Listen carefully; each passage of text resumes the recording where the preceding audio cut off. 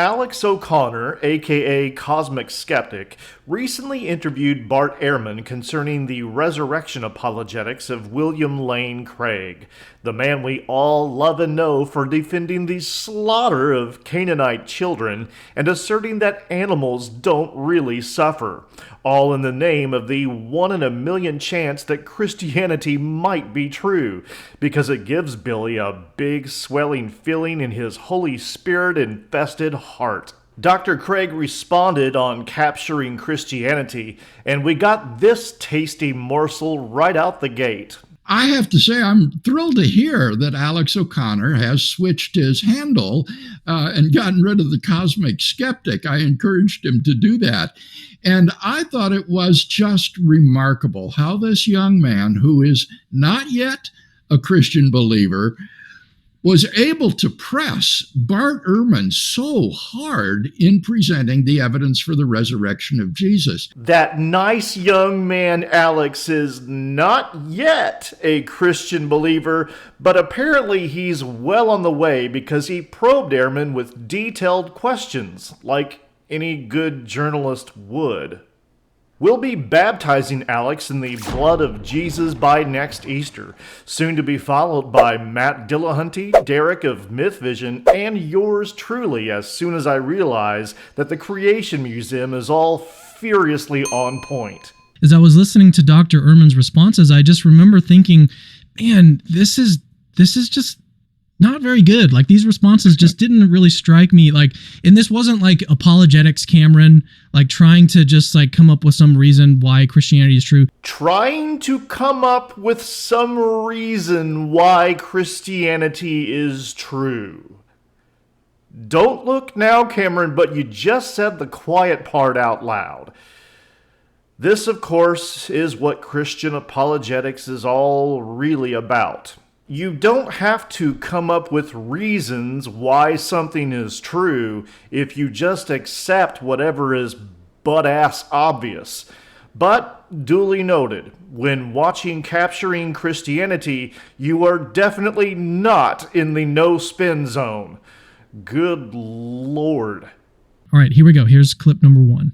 I had an episode with William Lane Craig, and he put forward a historical case for the resurrection of Jesus of Nazareth. And I remember in that podcast, I sort of listening back, had wished that I pushed back a little more. And a lot of people actually noticed, and they said, I'm surprised that you didn't really give him a bit more grief for it. Yeah. But I figured that perhaps rather than making a botched attempt at doing it myself, it'd be better to ask you. I mean, his view on the matter, along with many others, is that we have a few facts about Jesus that we can pretty confidently say are true. Firstly, that a man called Jesus existed and was sort of going around teaching an ethical code of sorts and gaining followers, got into disrepute with the Roman authorities, was killed by crucifixion, and that afterwards, groups of people claim to have seen him. Mm-hmm. Do you think that all of these facts are sort of well established? Yes. So, given that, how do we explain the fact that all of these are true at the same time? Oh, well, I don't see any trouble at all. We have other figures in history for whom we have things like that, with those 4 facts. I mean, Romulus, the founder of Rome, I don't know if he was a historical figure or not, but people thought he was, and he certainly ended up somehow leaving the earth, and people, there were eyewitnesses saying that they saw him alive afterwards. Or Apollonius of Tyana. We have eyewitness testimony to his being raised from the dead. Okay, so this first clip, just to quickly sort of summarize, so he says that Craig's 4 facts, well, these 4 facts are about Jesus, but they're easy to explain. Okay, and then we also have like testimony from Romulus and Apollonius, who they report these sort of similar like miracle claims and stuff, but we don't really believe those. And so these things can just be sort of easily explained away. So what is your response to this, Dr. Craig? Take it away, Billy. You'll defend brutality and outright absurdities in the name of Christianity, so we all know we're about to get the straight dope here. Ehrman's response to this is really puzzling. He agrees that the facts mentioned by Alex are historical facts. He admits that. But he says these are easily explained. Why? Well, because similar facts are attested by other figures in antiquity, like Romulus and Apollonius. Now, on the face of this is bizarre. Suppose someone were to say, how do you explain the facts of the assassination of John F. Kennedy, and you were to reply, oh, that's easy to explain. President Lincoln and President McKinley were also assassinated. Those events wouldn't do anything to explain the facts of the assassination of JFK. All right, so before we break down Craig's response, let's get a brief overview of how common post-mortem and post-mortal appearances of divinized beings were in the ancient world. Ehrman, of course, isn't suggesting that the facts of Jesus' life, ministry, and execution are explained by stories of Romulus and Apollonius. Anyone who's read or listened to him knows that. What we're zeroing in on here is the claim of early Christians that Jesus appeared in post-mortem divine form. That's the obvious point of comparison. As Bart recounted, Romulus appeared to Proculus Julius after he ascended to heaven, and Apollonius appeared to a doubting skeptic after he did the same. Hercules appeared to his grieving mother Alcmena after he died and was raised to heaven. Aristeus fell dead and later appeared to a man on the road to Cyzicus, as well as many others in Sicily. Asclepius was raised from the dead by Zeus and, as a living god, appeared to Greeks and barbarians alike, including Maximus of Tyre, Icelus, Antiochus of Agae, and many others who came to his healing temples. Julius Caesar appeared to his assassin Cassius after his death and ascension, and Augustus was seen ascending to heaven by Numerius Atticus. Drusilla and Claudius were also seen ascending to heaven. Within Hellenized Judaism, the high priest Onias and the prophet Jeremiah appeared to Judas Maccabeus after they died and been raised to heaven. In the Greco-Roman Hellenistic world, it was commonplace to declare appearances to witnesses from revered figures who transcended death and became divine beings in heaven. Like, it happened a lot.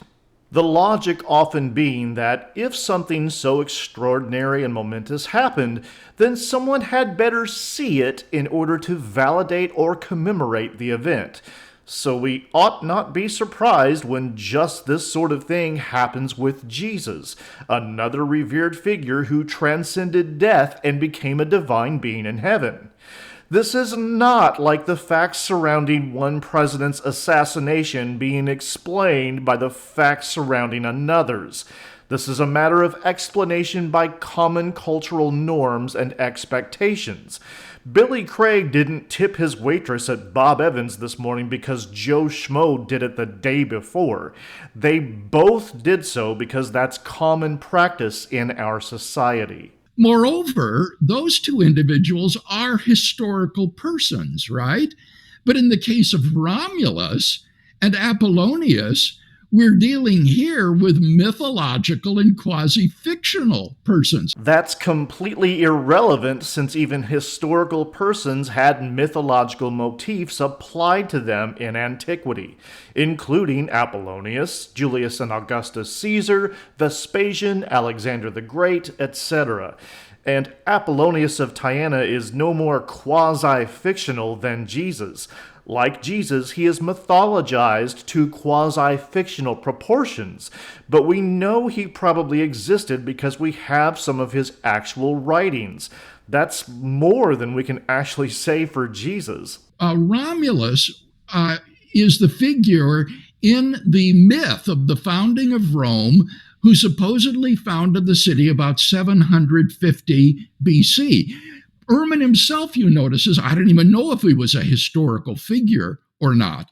The first account of the founding of Rome by Romulus is from the 3rd century BC, so hundreds of years later after this supposed event. Should we expect any differently? Romulus was most likely a purely legendary figure, so no reference is made to him until about the time that his legend emerges. But that legend emerged well before the birth of Christianity and inspired tales about historical persons like Julius and Augustus Caesar, who were deified in his image. Arguably, so was Jesus, given the plethora of mythic parallels between the two and the fact that Christianity was competing directly with the imperial cult of Rome. Craig doesn't understand the simple fact that popular mythic figures could be used as a template in exalting revered historical figures. That's because Craig isn't doing history. As an apologist like Cameron, he's trying to come up with some reasons why Christianity is true. Because if there's a 1 in a million chance that it is, it makes him not so sad. Apollonius of Tyana was a first century philosopher and magician, a kind of shadowy figure.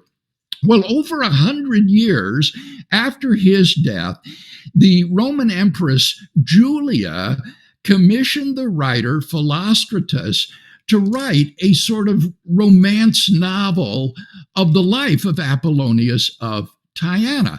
And so most of this is just fiction made up by Philostratus. And it is interesting that Philostratus was commissioned to do this by the empress because she wanted to have a counterweight to the surging Christian movement in the early Roman Empire, and so wanted to create a kind of divine man figure to compete with Christianity. I have no problem with the idea that Philostratus might have been partly inspired by Christian tales in narrating his story of Apollonius. That may well be the case. But what's sauce for Apollonius is sauce for Jesus. The tales about Jesus, too, are inspired by a host of myths and legends that preceded him.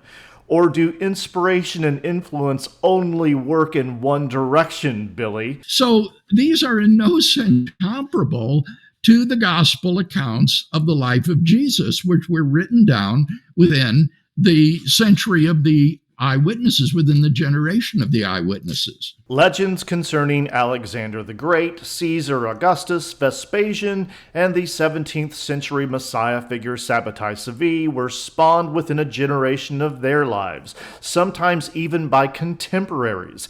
Legendary embellishment and zealous rumors take little time to flourish, so it makes no difference whether we're talking centuries, decades, or even a matter of weeks, as was the case with Sabbatai Sevi, whose legends accumulated during the kind of apocalyptic fervor that likely seized first-century Jews and Christians. And remember, our only first-hand witness to any appearance of Jesus in the entire New Testament is the Apostle Paul, a guy who never actually met Jesus during his lifetime and claims little more than a vision of the celestial Christ, not unlike Maximus of Tyre's first-hand claim to have seen the god Asclepius, or Oral Roberts' first-hand claim to have seen a 900-foot-tall Jesus, or the numerous first-hand witnesses of the angel in the Book of Mormon. This is unconvincing in the case of Paul for the same reason it's unconvincing everywhere else. That is, unless you're trying to come up with some reasons why Christianity is true, because you want to live forever and wish Jewish Gandalf were real. To each his own, but as for me and my house, we will engage with fucking reality.